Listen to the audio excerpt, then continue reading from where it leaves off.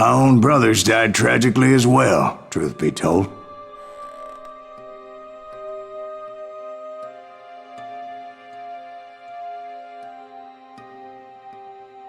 It was 1868, and me and my older brothers were pulling a tidy profit running cattle into Juarez, Mexico. One night after my brothers retired for the evening, I found a little poker game in a cantina with a couple of cowboys. And I just couldn't lose. I even won an old Spanish coin that had to be 100 years old.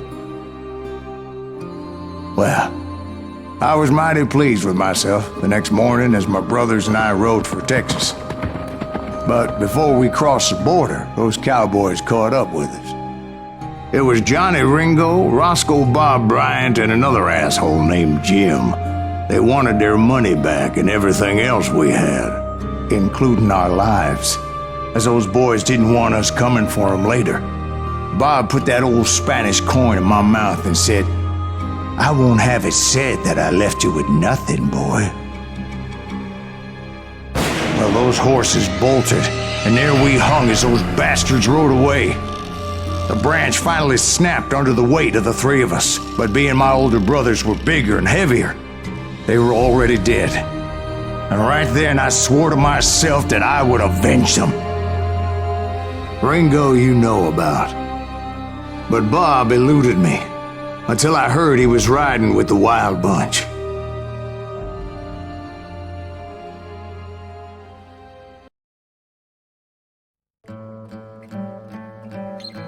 Horn Mountains.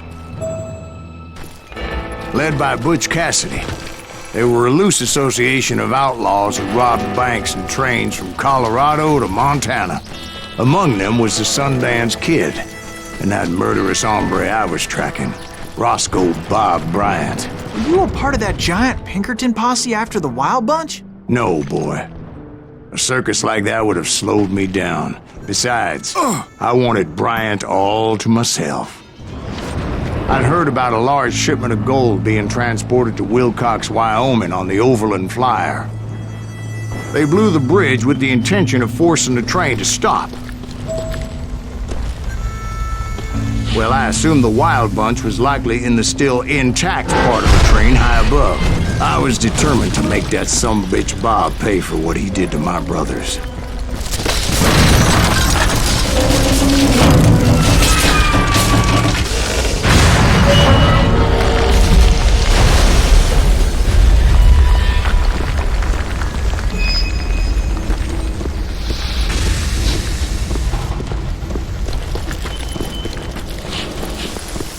My ears are still ringing from blowing up that bridge. What'd you say? I can't hear a goddamn thing.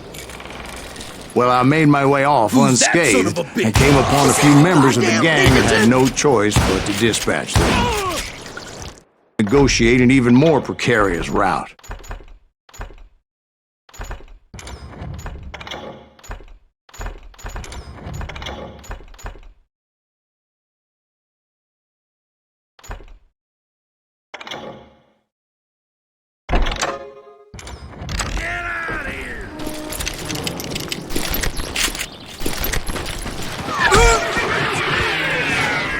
First, I would need to get my ass out of there.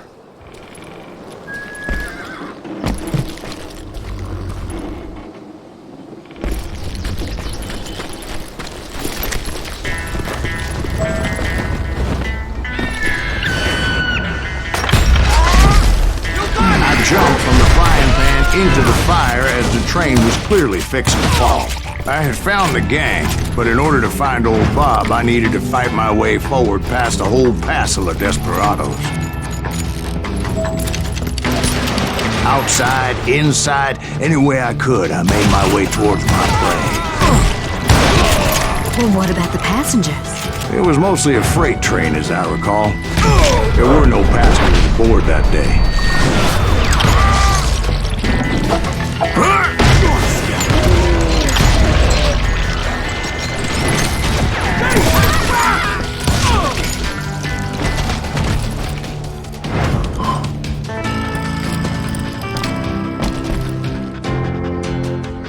As I I mentioned before, I am not fond of heights. But I was too busy dodging bullets to worry about falling to my death. Odds were I was likely to die that day anyway. So I was determined to take down as many of those bastards as I could.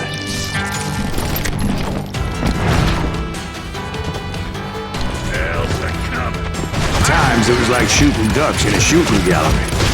The only difference is these damn ducks shot back.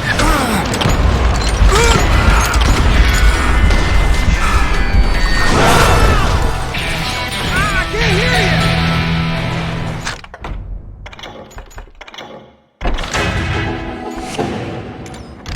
I'm gonna shoot you dead!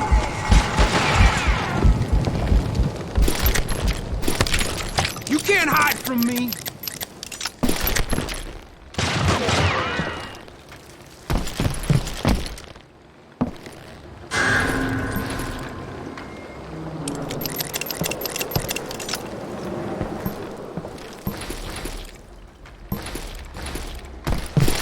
That's right! Run!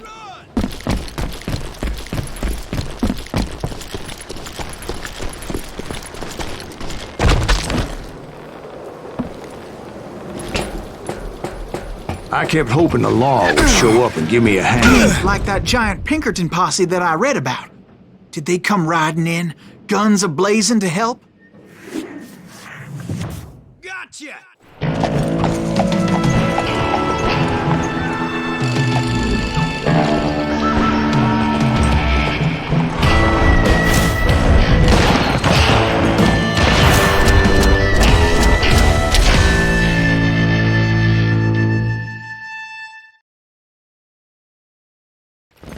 Help? From the Pinkertons? No, son. I had to fight the wild bunch all by my lonesome, as usual. Who the hell is that? He's out of Is his he mind! Oh! Take cover! Retreat! Retreat! Dude, I killed everybody! He'll kill us all!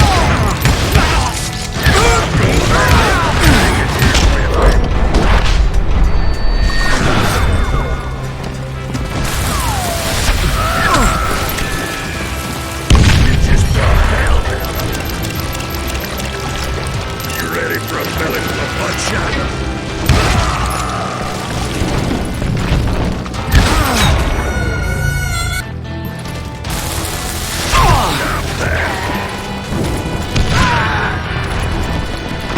I'm gonna blow your damn head off. You just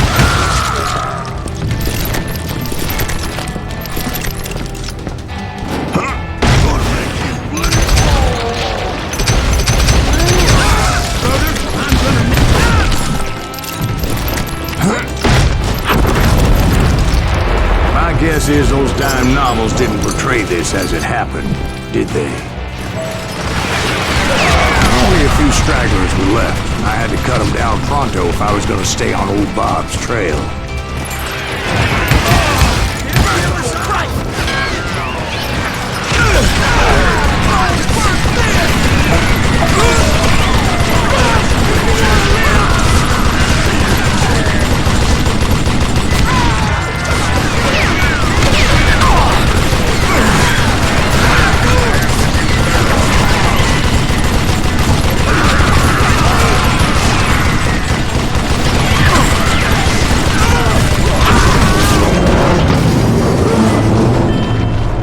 Once I silenced all those guns, I went searching for my nemesis, determined to finally have my justice. But the only survivor who welcomed me was George Flat-Nosed Curry. Who was he? The fastest gun in the gang. Right after Sundance, I mean. And Kid Curry, and maybe Elsie Lay. Though some folks might dispute that.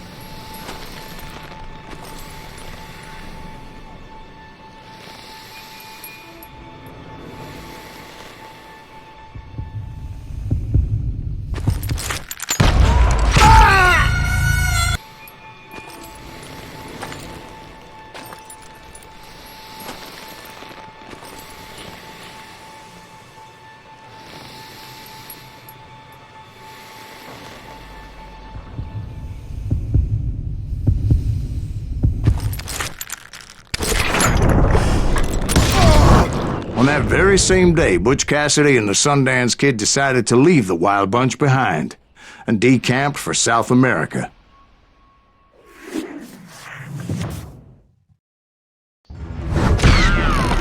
They ended up living down there for many years, but I'm sure you already know all about that.